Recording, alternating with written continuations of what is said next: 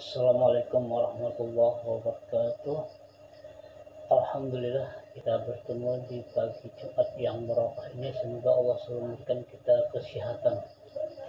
Sebelum kita awali pembelajaran pagi ini, kita berdoa dulu. Sebelumnya semoga Allah memberikan kita rezeki ilmu, rezeki paham, dan rezeki yang lainnya. Bismillahirrahmanirrahim. Raditu billahi rabba wa bil islami dina wa bil muhammadin nabiyya wa rasulullah. Rabbi zidni ilma warzuqna fahma. Rabbi shrah li sadri wa yassir li amri wa uqdatan min lisani yafqahu qawli bi rahmatika ya arhamar rahimin. Alhamdulillahirabbil alamin. Baiklah, sebelum kita lebih jauh membahas materi pada pagi hari ini, saya akan memperkenalkan diri terlebih dulu. Nama saya mungkin sudah kenal semua, Hibdian, atau nama lengkapnya Haji Hibdian Isadi. Nama panggilan Abah Hibdian atau Pak Hibdian. Hai. Kalian di kelas 2 ini, di semester pertama, bab pertama, kita belajar rukun iman.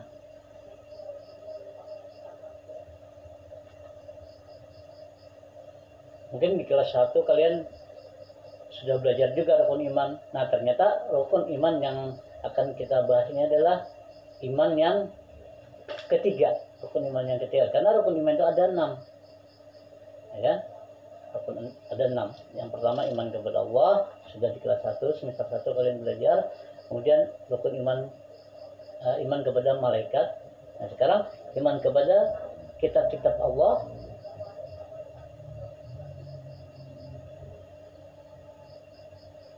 Kemudian iman kepada Rasul Allah, iman kepada qadar dan qadar, iman kepada hari akhir.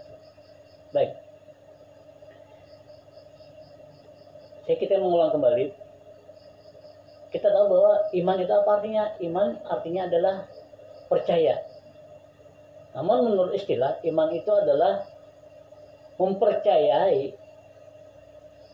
yang wajib kita yakini dan kita yakin sebenarnya itu yang 6 tadi. Diucapkan dengan lidah, dibenarkan dalam hati, kemudian diamalkan dengan amal perbuatan. Itulah istilah pengertian iman. Lalu bagaimana iman kepada Al-Quran? Meyakini dengan sepenuh hati, ya, adanya Allah menurunkan kitab-kitab yang wajib kita ketahui. Nah, itu sebenarnya. Jadi kitab-kitab yang wajib kita ketahui ini adalah diturunkan kepada rasul-rasul seperti yang ada di silsilah Nabi dan Rasul ini. Nah, ini bisa dilihat. Kitab Jabur kepada siapa? Kepada Taurat kepada siapa? Injil kepada siapa? Kemudian Al-Quran kepada Nabi. Baik. Jadi kita berbicara tentang iman dulu. Kembali kepada iman dulu. Iman itu sebenarnya sesuatu yang tidak nampak, sesuatu yang tidak terlihat, dan kita wajib percaya akan adanya yang 6 tadi. Makanya di dalam beragama kita, di dalam ada 6 yang harus kita yakini, yang wajib kita percaya itu. Kalau kita tidak percaya, berarti hukumnya apa? Murtad, kafir kita kalau tidak percaya dengan rukun iman ini. Inilah dasarnya kita beragama. Makanya kita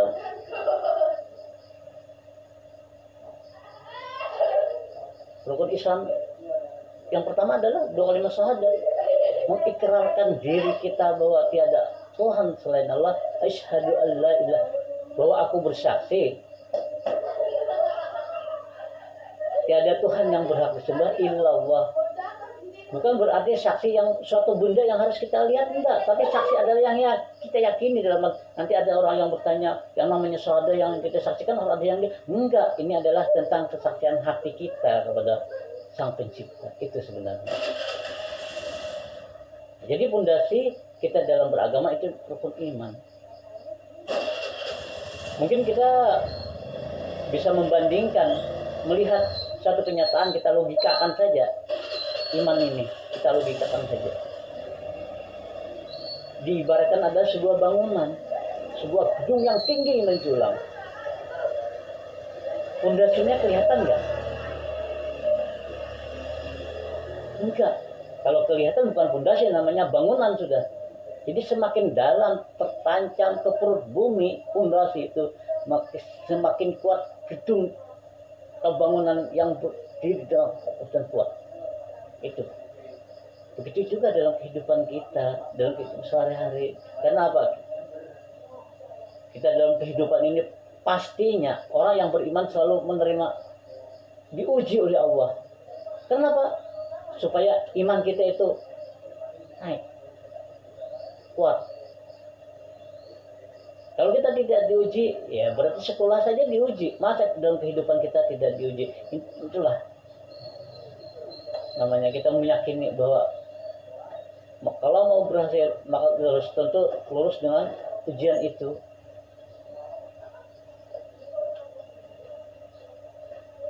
Banyak orang yang tidak lulus dengan ujian itu, tidak sedikit.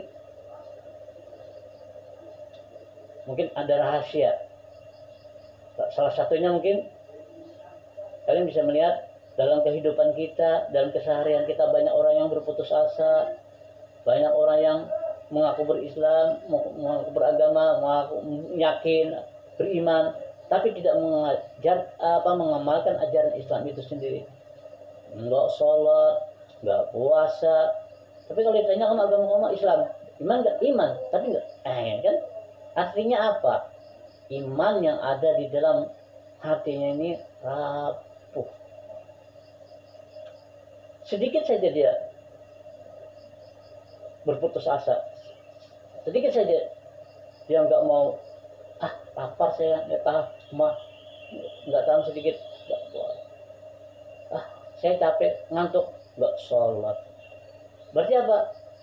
Karena apa? Dia tidak menghayati, tidak mengamalkan nilai-nilai iman yang 6 itu di dalam keseharian.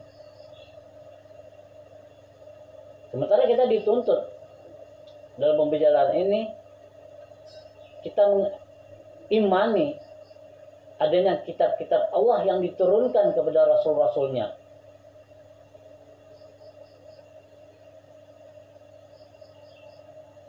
Zabur kepada siapa?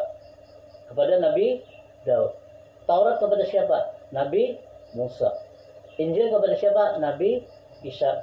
Dan tentunya Al-Quran adalah diturunkan kepada Rasulullah SAW sebagai penyempurna dari kitab-kitab yang saya sebutkan tadi. Jadi kita wajib percaya.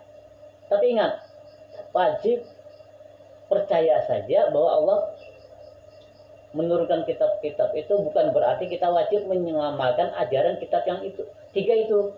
Kita hanya wajib menjalankan ajaran yang ada di dalam Al-Quran itu hanya ada pada kitab Al-Quran. Itu inti kita belajar pada pagi hari ini. Nah, nanti di pelajaran yang akan datang, insya Allah kita lebih jauh lagi membahas tentang itu, tentang materi-materi Al-Quran. Misalnya ada keistimewaan Al-Quran,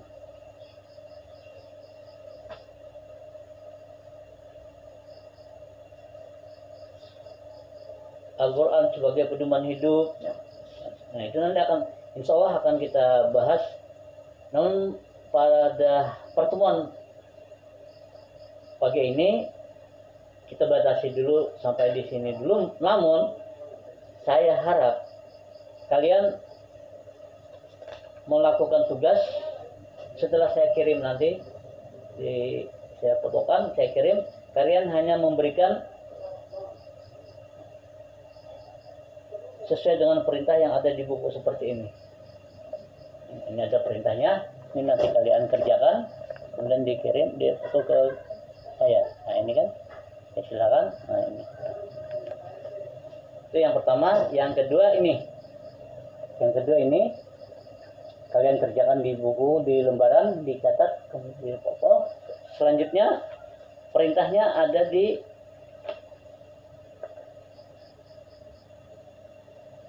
ini.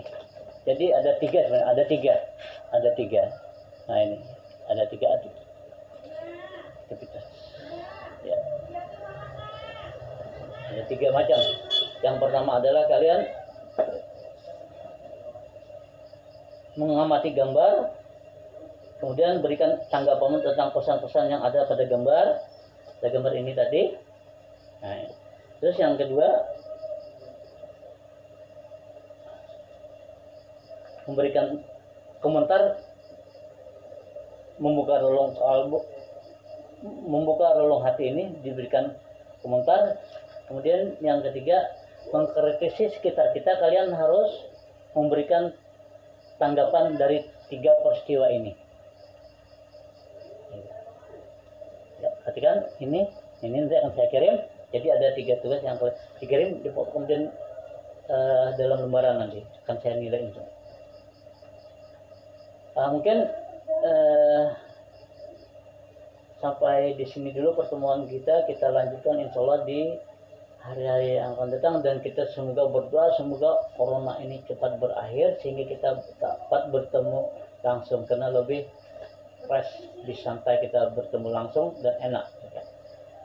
Sekian, mohon maaf atas kesalahan apa yang saya sampaikan. Jika ada kesalahan dalam pertemuan kali ini, insya Allah kita bertemu di Jumat yang akan datang. Mudah-mudahan kita dipertemukan kembali oleh Allah Subhanahu wa taala. Amin Allahumma amin. Sekian, wassalamualaikum warahmatullahi wabarakatuh.